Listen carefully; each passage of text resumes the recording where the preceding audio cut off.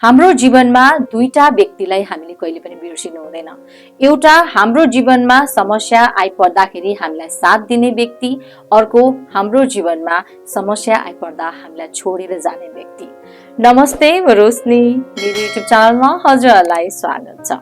हाम्रो जीवनमा वास्तवमा दुईटा संसार हुन्छ, एउटा बाहिरी संसार, एउटा भित्री संसार। हाम्रो भित्र संसारमा के हुन्छ भन्दा मन, बुद्धि, चित्त, अहंकार। त्यस्तै बाहिरी संसारमा व्यक्ति, परिस्थिति, कुनै घटना, हैन? जब जब बाहिरी संसारमा कुनै घटना घट्छ अथवा कुनै व्यक्तिको व्यवहार हुन्छ, हैन, तब तब के हुन्छ भने हाम्रो भित्री संसारलाई डाइरेक्ट असर गर्छ।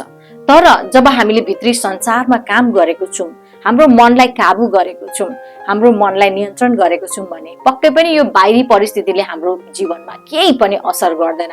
हामी त्यो बाहिरी परिस्थितिलाई ह्यान्डल गर्न सक्छौं। तर जब हामीले आफ्नो भित्री संसारलाई काबु गरेको छैनौं नि, तब जतिसुकै हाम्रो राम्रो जीवन होस्, जतिसुकै हामी सक्सेसफुल हौं, तर पनि हामी बाहिरी संसारमा भएको घटना, परिस्थिति, व्यक्तिले गर्दाखेरि हाम्रो जीवनलाई हामी नर्क बनाइरहेको हुन्छौं। त्यसैले सारा खेल मनको हो। हामीले हाम्रो मनलाई चाहिँ एउटा मित्र बनायौं भने हाम्रो जीवन स्वर्गीय हुन्छ। हाम्रो मनलाई हामीले शत्रु बनायौं भने फेरि हाम्रो जीवन नर्क हुन्छ। त्यसैले यो मनको खेल हो सबै। भगवान गौतम बुद्धले एकदम राम्रो भन्नुभएको छ नि, तिमी जे सोच्छौ तिमी त्यही बन्छौ, तिमी जे बन्छौ तिमी त्यही आफ्नो जीवनमा आकर्षित गर्छौ। त्यसैले आज हामी हाम्रो जीवन किन यस्तो भन्दाखेरि त्यो कतै न कतै हामीले आफै आकर्षित गरिरहेको छौं।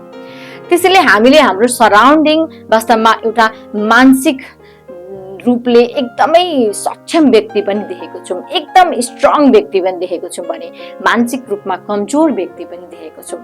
मानसिक रूपमा कमजोर व्यक्तिको लक्षण के हो त? कस्तो हुनुहुन्छ मानसिक रूपमा कमजोर व्यक्ति भन्दाखेरि पहिलो नम्बरमा छ भावनामा कन्ट्रोल हुँदैन, भावनामा नियन्त्रण हुँदैन। जब मानसिक रूपमा कमजोर व्यक्ति नि कुनै कुराहरू भयो नि, जस्तै घटना भयो अथवा कुनै उहाँहरूको आफ्नो कुनै दुःखको घटना भयो भने यति धेरै उहाँहरू भावनामा बग्नुहुन्छ, उहाँहरूलाई त्यो भावनाबाट निकाल्न नै गाह्रो हुन्छ। यति दुखी हुनुहुन्छ कि उहाँहरू त्यो दुःखमै कति टाइम आफूलाई बिताउनुहुन्छ, त्यहाँबाट निस्किन उहाँहरूलाई गाह्रो हुन्छ। अथवा त्यस्तै कसैले क्रोध ल्याइदियो भने उहाँहरू तुरुन्त रिसाइहाल्नुहुन्छ, तुरुन्त त्यो क्रोधको आन्सर पनि दिइहाल्नुहुन्छ। त्यसैले उहाँहरूको भावनामा कन्ट्रोल हुँदैन। भावनामा जो व्यक्तिले कन्ट्रोल गर्न सक्नुहुन्न नि, उहाँ मानसिक रूपमा वास्तवमा कमजोर व्यक्ति हुनुहुन्छ। यो एउटा लक्षण हो। मानसिक रूपमा कमजोर व्यक्तिको अर्को लक्षण भनेको छिटो निर्णय लिन नसक्नु, छिटो निर्णय लिन नसक्नु। उहाँहरू कुनै पनि कुराहरू जस्तो आइडिया आयो भने पनि अब गरौँ कि नगरौँ, यो आइडिया कतै फेल खायो भने, यो आइडियाले काम गरेन भने, ला मलाई कसैले केही भन्ला कि फेरि म फेल भयो भने, हो यस्तो थटहरू उहाँहरूको यति धेरै आउँछ र उहाँहरू एकदम डाउटमा हुनुहुन्छ र तुरुन्त निर्णय लिन सक्नुहुन्न। जसले गर्दाखेरि चाहिँ हाम्रो तुरुन्त निर्णय गर्न नसक्ने बानीले गर्दाखेरि कहिलेकाहीँ के हुन्छ भने अपर्च्युनिटी मिस भइरहेको हुन्छ। त्यसैले मानसिक रूपमा कमजोर व्यक्तिहरू नि छिट्टो निर्णय लिन सक्नुहुन्न। मानसिक रूपमा कमजोर व्यक्तिहरू कसैले इन्सल्ट गरेको छ, कसैले अपमान गरेको छ भने पनि त्यसलाई राम्ररी ह्यान्डल गर्न सक्नुहुन्न। कि त उहाँहरू सिधै रिसाइदिनुहुन्छ, कि त चुप लागेर त्यो इन्सल्टलाई सहनुहुन्छ, त्यो अपमानलाई सहनुहुन्छ। तर मानसिक रूपमा सक्षम व्यक्ति, मानसिक रूपमा स्ट्रङ व्यक्तिले त्यो इन्सल्टलाई एकदमै राम्ररी जवाब दिनुहुन्छ र आफूलाई बचाउनुहुन्छ।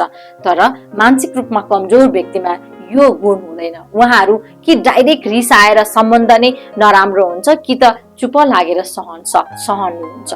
त्यसैले मानसिक रूपमा कमजोर व्यक्तिको यो पनि एउटा लक्षण हो। मानसिक रूपमा कमजोर भएको व्यक्तिको एउटा अनजान भय हुन्छ।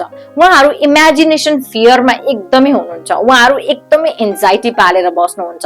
हरेक कुराको डर हुन्छ उहाँहरूलाई। सम्बन्ध बिग्रियो भने, मेरो सम्बन्ध कतै बिग्रियो भने, कतै मलाई छोडेर गयो भने मेरो जीवन के हुन्छ, म कतै फेल भयो भने, यो काम त गर्दैछु तर मलाई सक्सेस पाउँछु कि पाउँदिन, फेल भयो भने समाजले मलाई के भन्छ, मेरो रिलेटिभहरूले मलाई के भन्छ यो काम गर्दाखेरि, ला कतै के पो हुने हो कि, भविष्यमा म दुखी पो हुने हो कि, हो यस्तो अनजान भए हुन्छ नि, जुन सोचको भए भन्छौ क्या, इमेजिनेसन फियर हुन्छ नि, त्यो धेरै पालेर बस्नुहुन्छ एउटा मानसिक रूपमा कमजोर व्यक्तिले। मानसिक रूपमा कमजोर व्यक्तिको अर्को लक्षण हुन्छ आत्मविश्वासमा कमी। उहाँहरुमा आत्मविश्वासमा एकदमै कमी हुन्छ, किनकि उहाँहरुको सोच नै नेगेटिभ भइरहेको हुन्छ। उहाँहरुले आफ्नो स्किल त राम्रो हुन्छ कि, तर म यो स्किलमा अगाडि बढ्न सक्छु कि सक्दिन, ला कतै कसैले केही भन्छ कि, उहाँहरुलाई जहिले पनि एउटा डाउटमा बसिरहनुहुन्छ। र जसलाई डाउट हुन्छ नि आफूमा, उसमा कहिले पनि आत्मविश्वास आउँदैन। आत्मविश्वास भनेको त्यो हो जसले चाहिँ आफूमा विश्वास गर्नु। अरु जसले सुकै विश्वास गरोस् नगरोस्, तर म आफूलाई विश्वास गर्छु। तर मानसिक रूपमा कमजोर व्यक्तिहरुमा आत्मविश्वास हुँदैन।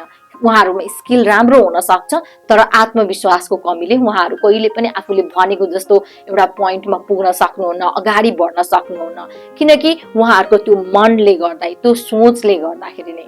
त्यसैले मानसिक रूपमा कमजोर व्यक्तिहरु कसरी यस्तो हुन पुग्नुभयो, यसको कारण के हो भन्दाखेरि चाहिँ नि वास्तवमा परिवारको अपमान पनि हो। जसको परिवारमा सानैदेखिको जुन बच्चालाई चाहिँ सानैदेखिको तिमी यो गर्न सक्दैनौ, तिमी त पटक्कै राम्रो छैनौ, तिमी त पढाइमा पनि राम्रो छैनौ, तिमीले त कसरी गरी खान सक्छौ भन्ने जुन अपमान बारम्बार पाउँछ नि, त्यो बच्चा पछि गएर एउटा मानसिक रूपमा कमजोर वास्तवमा हुन पुग्छ। किनकि उसले कहिले पनि राम्रो कुरा सुनेको छैन परिवारबाट। उसको सबकन्सियस माइन्डमा जहिले पनि तिमी गर्न सक्दैनौ, तिमी अगाडि बढ्न सक्दैनौ, तिमी त यो कुरामा पनि नराम्रो, तिमी केही गर्न सक्ने क्षमता तिमीमा छैन। जब यो कुराहरू इन्सल्ट बारम्बार सुन्छ नि जुन बच्चाले, त्यो पछि गएर कसरी मेन्टली स्ट्रङ हुन्छ, कसरी मानसिक रूपमा एउटा सक्षम हुन्छ त? ऊ कमजोर हुन्छ, किनकि उसले त्यही सुनिरहेछ। उसको सबकन्सियस माइन्डले त्यो यति डिपमा लिइरहेको हुन्छ कि पछि ऊ गएर जस्तो सुकै राम्रो पोजिसनमा पुगे पनि ऊ मानसिक रूपमा जहिले पनि कमजोरै हुन्छ। अर्को कारण छ करियरमा असफलता। जब हामी बारम्बार असफल हुन्छौं नि, तब हाम्रो एउटा सोसाइटीको, हाम्रो एउटा विश्वास के छ भने असफल भयो भने अब यो काम छैन, अब उसलाई चाहिँ एउटा असफलताको क्याटेगोरीमा राखिदिन्छ। असफलतालाई हामी एउटा सिक्ने शिक्षाको रूपमा लिँदैनौं कि असफल हुने बित्तिकै अब यो छैन, गयो, अब यसले केही पनि गरेर खान सक्दैन भन्ने मेन्टालिटी हाम्रो सोसाइटीको छ, हाम्रो फ्यामिलीको छ। तर हामीले यति धेरै मान्छेहरू जसको चाहिँ हामी बायोग्राफी पढिरहेको छौँ हैन, हजारौं पल्ट असफलता भोगेर नै सफलतामा पुग्नु भएको छ। हो, यो शिक्षाको कमीले गर्दा पनि आज हामी असफलतालाई यति नराम्रो तरिकाले लिन्छौँ। तर असफलता भनेको चाहिँ यो पालीको मैले जुन स्ट्र्याटेजी लिएको छु नि, त्यो काम गरेन है, अब अर्को स्ट्र्याटेजीमा काम गर्ने भन्ने एउटा मेसेज हो। असफल हुनु भनेको यो तरिकाले होइन, अब अर्को तरिकाले गर भन्ने हो। हामीले त्यो दिन बदिन हामी जब एउटै काम गर्दै जान्छौँ, असफलता असफलता असफलता भोग्दै जान्छौँ, तब एकैचोटि सफलता आउँछ र हाम्रो सोसाइटीमा असफलतालाई एकदमै रिजेक्ट गरिदिन्छौँ हामी। तब यो रिजेक्सनले गर्दाखेरि पनि एउटा मान्छे जुन एउटा मानसिक रूपमा कमजोर हुन पुग्नुहुन्छ।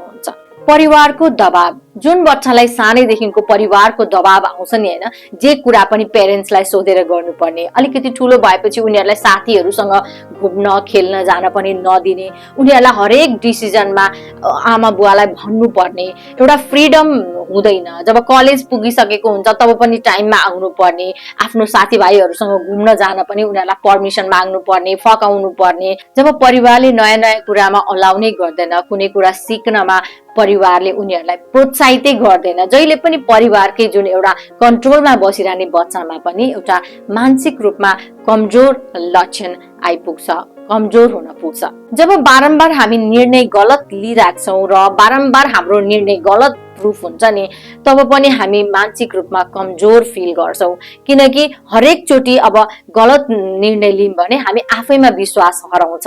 हामीले सोच्छौँ कि अबको पालि पनि हामी गलत निर्णय लिने हो कि भन्ने सोच्छौँ र त्यो कारणले पनि मानसिक रूपमा कमजोर हुन पुग्छौँ। र अर्को कारण छ एउटा दिनचर्या, गलत दिनचर्या। जब हामी गलत दिनचर्या बिताउँछौँ नि, तब पनि हामी मानसिक रूपले कमजोर हुन्छौँ। जब हामी दिनभरि के खाइरहेको छौँ, के सुनिरहेको छौँ, कस्तो संगत गरिरहेको छौँ, कस्तो कुराहरू हामी हेरिरहेको छौँ, बुक्स पढ्या छौँ कि बा कसैसँग बसेर मजाले गफ हाकिरहेको छौँ कि हो, यो दिनचर्याले पनि हामीलाई मानसिक रूपमा एउटा सक्षम अथवा कमजोर बनाउनमा मद्दत गरिरहेको हुन्छ। हो, यो रिजनहरू छ हामी मानसिक रूपमा कमजोर भइरहेको हुन्छौँ। तर पनि हामीले जुन दिन एउटा अठोट गर्यौं, जुन दिन हामीले निर्णय गरौँ कि म मेन्टली स्ट्रङ हुन्छु, म मेरो दिनचर्यालाई राम्रो बनाउँछु, म हरेक दिन आफूमा काम गर्छु भन्ने जुन दिन हामीले निर्णय लिन्छौँ नि, फेरि त्यो दिन हामी आफूमा प्रोग्रेस सुरु गरिसकेपछि हामी मानसिक रूपमा एउटा कमजोर व्यक्ति हुँदैनौँ, हामी सक्षम हुन्छौँ। यो जति पनि भनेको नि एउटा एफर्ट हो। मैले पनि 2020 देखि यति धेरै एफर्ट गरेँ आफूमा कि आज म आत्मविश्वासले भरिएको छु। आज म मानसिक रूपमा सक्षम छु।